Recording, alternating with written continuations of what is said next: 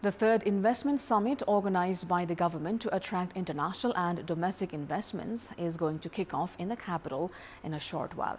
The two-day summit will showcase projects worth 900 billion rupees and will host potential 2,000 investors from 55 different countries. The investment board had invited around 2,400 foreign investors, among which more than 1,600 had confirmed. Over 2,100 that were late with registration have not been allowed yet, but the board says it will certify foreign investors among those and scrap the registration of domestic investors. It expects a footfall of more than 2,000 delegates from 55 countries. A total of 10 sessions have been planned for the two-day event with more than 50 speakers. 2 sessions will be held today and 8 tomorrow. 15 speakers will participate in today's session. The investment board has said the first session will dwell on Nepal's investment potential and the second will have experience sharing among companies that profited from investing in Nepal. The board has enlisted 148 projects for the summit, including 20 from the board itself, 32 from private sectors, 4 from local levels and 96 from other entities. Now to give us more update on this, we have our colleague Prarambha Dahal at the event venue in the capital's Salty Hotel. Prarambha, what's the energy like at the summit today and how is the event going to unfold as the day progresses?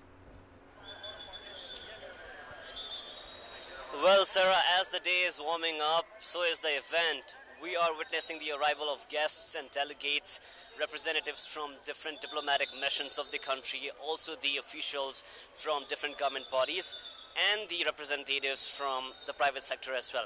It is the third edition of the Nepal Investment Summit. The two were held previously in Nepal, but in relative comparison, they were not as successful as expected. However, there is hope that this edition of the Investment Summit is likely to bring in more investment in comparison to the commitments as well. So this event is being jointly organized by the Government of Nepal, Federation of Nepalese Chamber of Commerce and Industries, the Confederation of Nepalese Industries, Nepal Chamber of Commerce, and the Investment Board of Nepal.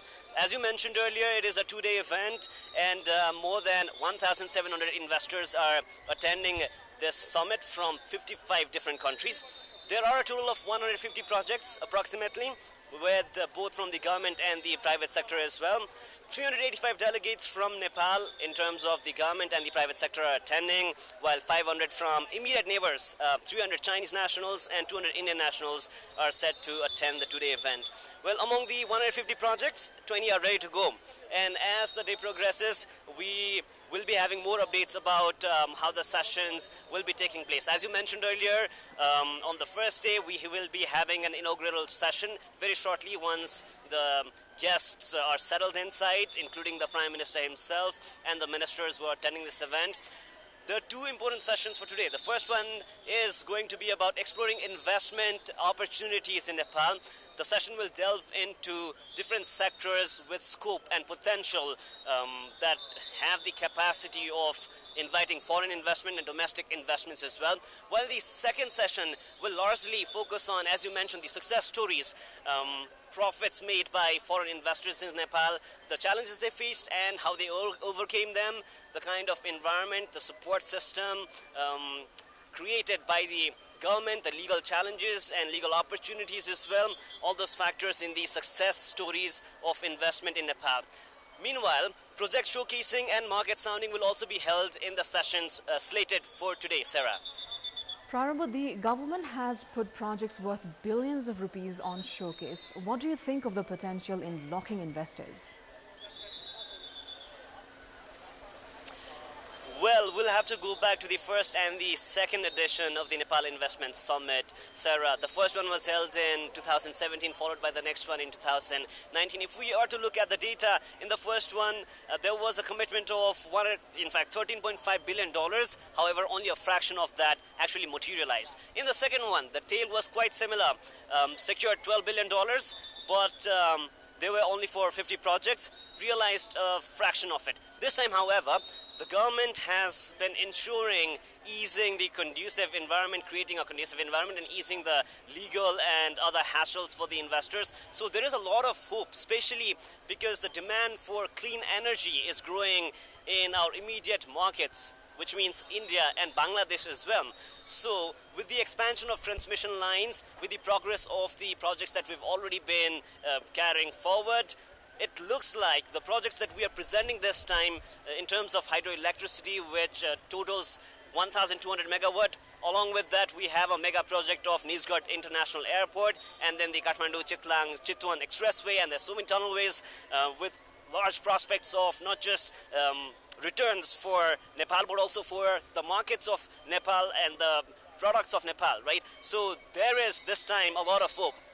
And Minister of Finance, Prarambha Pune, has also been reiterating this time and time again, that the government this time will be ensuring the legal complications will be erased, making sure that it will be easier for the foreign investors to take back the profit that they've been making.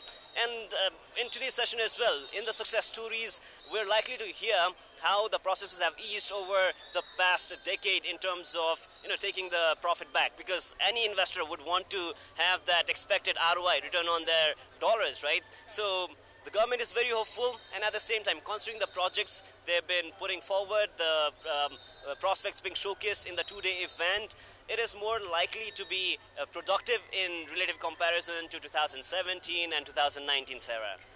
Just to carry on what you just said, this event has been much awaited, especially considering the slump in the national economy and the struggle in generating employment opportunities for youths back home. How confident are we in this event to produce multiple results that we need at the moment? Well, based on what the government said on the eve of the event, which was yesterday and in the couple of days back as well, Prime Minister and Finance Minister, both of them have been very confident on ensuring that we put forward projects that are already in the development phase, and some of them are ready to inject funds as well. So considering the promises and assurances of the government of the project, what they mentioned is 20 are ready to go. So if these 20 projects get immediate funding from the investors who are participating in the two-day summit, it is certainly likely to create a lot of employment opportunities for the young population that you mentioned. We see every day is leaving the country through the Trivandrum International Airport. So considering the progress being made in the projects, the 20 that have been ready to go and the 150 in total that are being presented, there is a huge possibility of returns, and these projects are not just likely to, as you mentioned before as well, address the brain drain and the exodus of productive human resource, whether it be blue collar or white collar. These projects are likely to have them engaged back home, and if these projects progress as the government has been promising or assuring they would, and if we are to generate fundings and investments as expected from the two-day event, the problem is likely to be eased to some certain extent, Sarah. So yes, we can say that we can be hopeful from the event, but it remains to be seen if it is going to be the same tale as of 2017 or 19, or if the days are going to be further brighter as today. We can see in the background that the guests are arriving. The government, I believe, had sent invitations to a few renowned American billionaires as well. Are we expecting any high-profile known faces today? Well, Sarah, we've been covering news about the prospects of attending here, like the prospective investors. We heard about Mark Zuckerberg, the founder of Facebook, and there were names including Alibaba founder, Elon Musk as well.